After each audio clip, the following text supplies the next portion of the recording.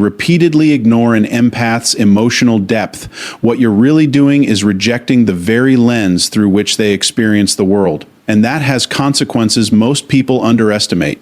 An empath doesn't just hear words, they read tone, pauses, micro-expressions, inconsistencies. They pick up on what's said and what's avoided. So when they open up to you, when they share something real and it's brushed off, minimized, or labeled as overthinking, it doesn't land as a small moment. It registers as a pattern. At first, they'll try to adjust. They'll simplify what they say.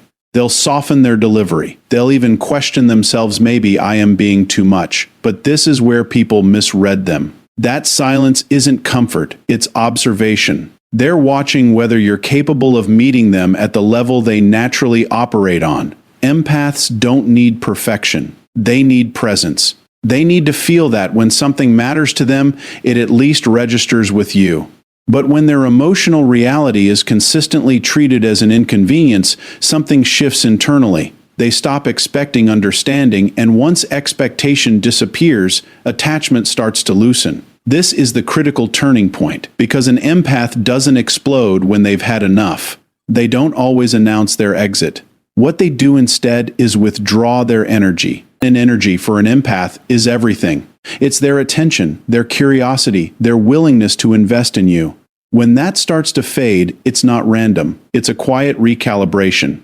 Psychologically, what's happening is simple. The empath is recognizing a lack of emotional reciprocity, and human connection, at its core, is built on mutual recognition. If one person is consistently unseen, the bond becomes structurally unstable. No amount of history or surface-level interaction can compensate for that, so they begin to detach not out of anger, but out of clarity. They stop explaining themselves. They stop trying to be understood by someone who has shown repeatedly that they won't engage at that depth. And eventually, they don't just go quiet, they disappear. Not as a tactic, not as punishment, but as a final decision to protect the one thing they can't afford to lose, their inner alignment. And here's the part most people realize too late: an empath will give you many chances to hear them, but they will only give you one moment where they truly decide you never did. If ignoring emotional depth creates distance, breaking trust accelerates it in a way that's far more final. Because for an empath, trust isn't just about honesty in the obvious sense. It's about congruence, alignment between what you say, what you do, and what they intuitively feel beneath the surface. And when those elements don't match, they notice. Most people think of betrayal as something dramatic, a clear lie, a major deception. But for an empath, the erosion of trust often happens in much smaller moments. A promise casually broken, a truth slightly altered, a story that doesn't quite add up. These are not isolated data points to them, they're patterns. And empaths are pattern recognition specialists when it comes to human behavior. At first, they won't confront it aggressively. They'll observe. They'll give space for correction.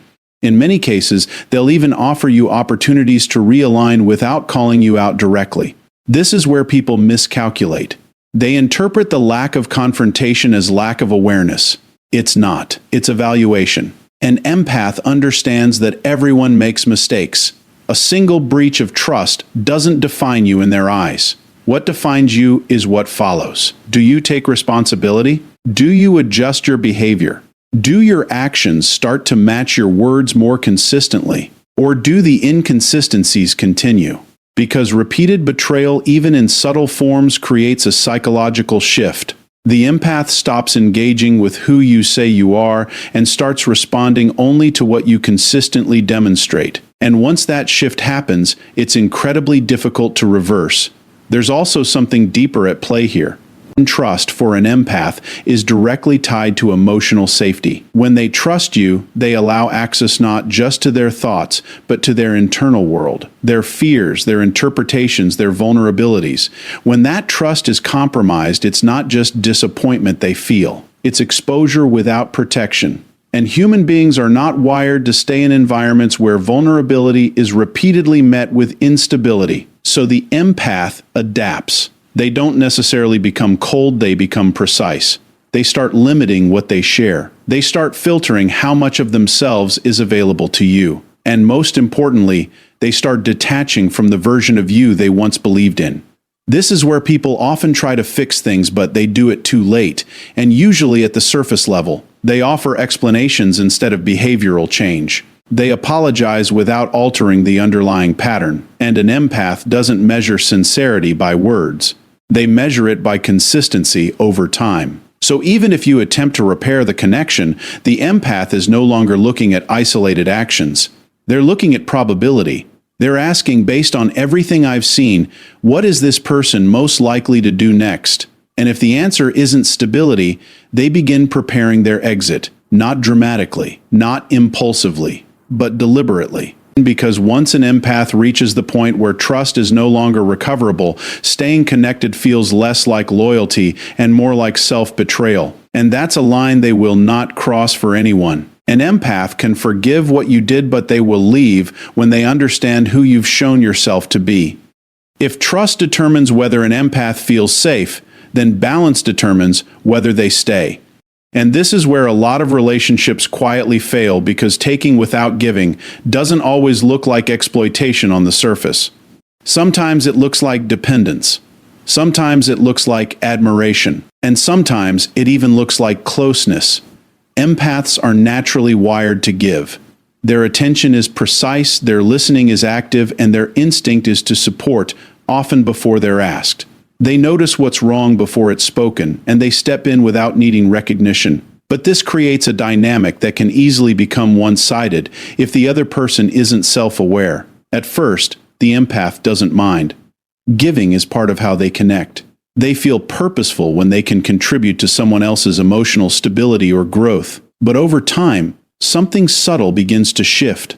They start to notice that the exchange isn't mutual. They're the one checking in, the one offering support, the one carrying the emotional weight of the interaction. And here's the critical distinction. Empaths don't expect equal behavior, they expect reciprocal intention. It's not about matching effort point for point. It's about knowing that if they needed support, it would be there. When that assurance is missing, the entire structure of the relationship begins to feel unstable. Psychologically, what's happening is a depletion of emotional resources without replenishment. And no system, human or otherwise, can sustain output without input indefinitely. The empath begins to feel drained, not because they're giving, but because they're giving into a void that doesn't return energy. This is where many people misinterpret the situation. They assume the empath will continue, because they always have. But consistency in the past does not guarantee endurance in the future. What changes is awareness. Once the empath becomes conscious of the imbalance, they can't unsee it. They begin to ask a different set of questions. Not how can I help this person, but why am I the only one helping? Not what do they need, but what happens when I need something?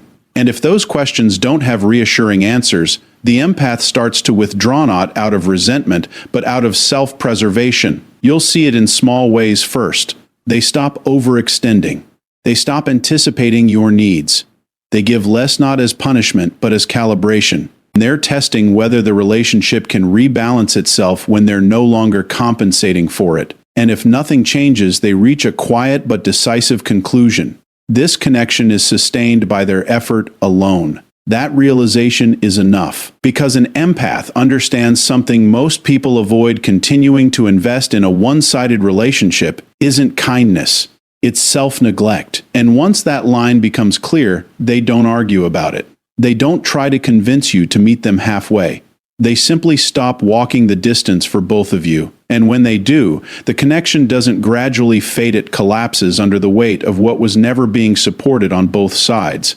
An empath will give deeply, but they will not stay where giving becomes the only thing holding the relationship together. If imbalance drains an empath, then boundaries are what restore them. And this is where a fundamental misunderstanding often occurs. People assume that because empaths are naturally giving, they don't have limits. In reality, they do, but they learn to enforce those limits later than most. And when they finally do, it's not a suggestion. It's a structural shift in how they engage with you. A boundary for an empath is not about control. It's about clarity. It's a clear definition of what they can and cannot absorb, tolerate, or participate in without compromising their internal stability. And once that line is identified, it becomes non-negotiable, not out of rigidity, but out of necessity. Here's where people get it wrong. When an empath expresses a boundary, it's often done calmly, without aggression. There's no escalation, no emotional display that signals urgency. And because of that, it's easy to underestimate. It sounds flexible. It sounds like something that can be pushed, tested, or gradually ignored. But what you're actually seeing is restraint, not weakness. When that boundary is dismissed even subtly, it sends a very specific message. Your internal limits are less important than my preferences. And for an empath, that message carries weight. Because boundaries are not arbitrary lines, they are the result of accumulated experience. Every limit they set has a history behind it, moments where they gave too much, tolerated too much, or lost themselves trying to maintain connection. So when you cross that boundary, you're not just violating a present condition. You're reinforcing a past pattern they've already decided to move away from. At first, they may restate it, clarify it, give you the benefit of the doubt. But if the behavior continues, something shifts quickly. The empath stops trying to protect the boundary within the relationship and starts protecting themselves from the relationship. That's the turning point. Because once an empath realizes that their limits won't be respected in your presence, they don't invest energy in negotiating them. They remove access to them entirely. They create distance not as a reaction but as a solution. And this is where their response often confuses people. There's no dramatic confrontation, no extended argument, just a noticeable absence, a reduction in availability, a quiet disengagement that feels sudden but isn't. It's the result of a boundary being crossed one too many times without acknowledgement or correction. From a psychological standpoint, this is a reassertion of control. The empath is reclaiming agency over their environment by removing the source of repeated violation. And once that decision is made, it's rarely reversed because returning would mean accepting the same pattern they worked to define and escape. So the lesson here is precise. An empath will communicate their boundaries in a way that feels calm, but the consequences of ignoring them are anything but. Respect the line when it's drawn, because once they have to enforce it through distance, the conversation is already over. If boundaries define what an empath can handle, then energy determines how long they can stay. And energy, for an empath, is not abstract, it's something they experience almost physically. The emotional atmosphere around them isn't background noise, it's input. Constant input. So when someone brings consistent negativity into that space, chronic complaining, unresolved drama, persistent criticism, it doesn't just register intellectually, it accumulates. And over time, it becomes unsustainable. Now, negativity by itself isn't the issue. Everyone goes through difficult phases. Everyone needs support. An empath understands that better than most. In fact, they're often the person others turn to during those moments. The problem isn't occasional negativity, it's unregulated, repetitive negativity without awareness or intention to change. There's a difference between someone processing a problem and someone living inside it. An empath can feel that difference quickly. At first, they'll try to help stabilize the situation. They'll listen, offer perspective, try to shift the emotional tone. But if the pattern continues, if every interaction becomes heavy, draining, or centered around the same unresolved issues, they start to feel the cost. And here's where it becomes critical. Empaths don't just hear negativity, they absorb it. Which means prolonged exposure doesn't leave them neutral, it leaves them depleted. Psychologically, this creates a form of emotional fatigue. Their internal system is constantly regulating not just their own state, but someone else's as well. And without periods of relief or balance, that system begins to overload. Most people don't notice when this shift starts. The empath doesn't immediately say, "This is too much." Instead, they begin to reduce exposure. They respond less. They engage less deeply. They create small pockets of distance to recover their baseline. And if the environment doesn't change, those small adjustments become permanent. What's important to understand is that this isn't about rejection. It's about preservation. The empath isn't judging the other person for struggling, they're recognizing that they can't be the constant outlet for that struggle without losing their own stability. There's also a deeper layer here. Continuous negativity without self-awareness signals something to an empath, a lack of responsibility for one's own emotional state. And that's a dynamic they will not carry indefinitely, because doing so means taking on a role that was never meant to be theirs. So they step back. not abruptly, but deliberately. They stop placing themselves in environments where their energy is consistently pulled downward without recovery. And when that distance becomes silence, it often feels sudden to the other person, but it's not. It's the final stage of a process that's been building over time. An empath will walk with you through difficulty, but they will not live in a cycle that drains them without end. Protect your energy, or they will protect theirs by removing themselves from yours. If constant negativity drains an empath, then invisibility erases the reason they stayed in the first place. Because at the core of everything we've talked about, trust, balance, boundaries, energy, there's one underlying requirement: to be seen. Not superficially, not occasionally, but accurately. Empaths are highly attuned to others. They notice shifts in mood, subtle changes in tone, the things people don't say out loud. They adjust, they support, they anticipate. And they do this without being asked, without needing recognition in the moment. But that doesn't mean recognition isn't required, it just means it's delayed. Over time, if that awareness isn't reciprocated, something starts to break down. Because being unseen doesn't always look like neglect. Sometimes it looks like routine. The empath keeps showing up, keeps giving, keeps maintaining the connection, and the other person simply gets used to it. What was once meaningful becomes expected. What was once appreciated becomes assumed, and that's where the shift begins. An empath doesn't need constant validation, but they do need acknowledgement that what they bring is recognized. Not through words alone, but through attention, through effort, through moments that show, I see what you do, and it matters. When that's missing, the empath starts to feel less like a participant in the relationship and more like a function within it. They're no longer being engaged with, they're being relied on without reflection. Psychologically, this creates a form of emotional invisibility, and human beings don't disconnect because they're not needed, they disconnect because they're not valued. At first, the empath may try to re-engage. They might subtly pull back to see if it's noticed. They might stop initiating, stop overextending, just to observe whether the dynamic shifts. This is not manipulation, it's data collection. They're trying to determine if their presence is intentional or merely convenient. And if nothing changes, they reach a quiet realization. They could disappear, and the structure of the relationship would remain largely unaffected, at least on the surface. That realization is decisive, because once someone understands that their presence is not consciously valued, staying becomes a contradiction. It means continuing to invest in a space where they are not fully recognized. And for an empath, that's not sustainable.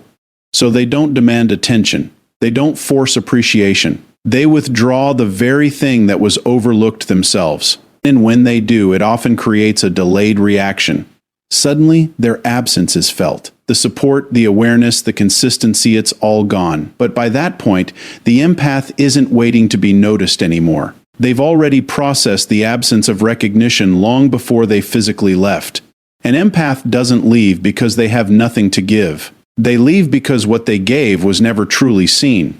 And once someone feels invisible in your presence, their absence becomes the only way to be recognized.